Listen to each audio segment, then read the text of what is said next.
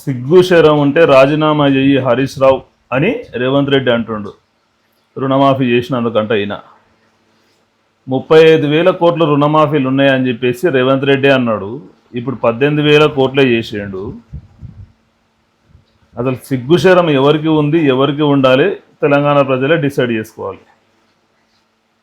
వదికు BJP వాళ్ళేమో రుణమాఫీ కోసము రేవంత్ రెడ్డి చెప్పిన కట్ ఆఫ్ డేట్ మధ్యలో చేసిన రుణాలే బ్యాంకు రికార్డుల ప్రకారం 70,000 కోట్లు ఉన్నాయని అంటారు వాళ్ళు, బీజేపీ వాళ్ళు. సరే, అంత కాకపోయినా రేవంత్ రెడ్డి నోటి గుంట చెప్పిన 35,000 కోట్లు 31,000 కోట్లని చేయాలి కదా, అవి కూడా చేయలేదు.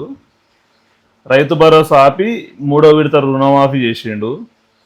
3 సార్లు 3 విడత రుణమాఫీ 3 విడత చేసినందుకు పేపర్ ప్రకటనలు ఇచ్చుకున్నాడు. అది అహంకారమా మూర్ఖత్వమా రేవంత్ రెడ్డిది అర్థమైతలేదు తెలంగాణ ప్రజలకి.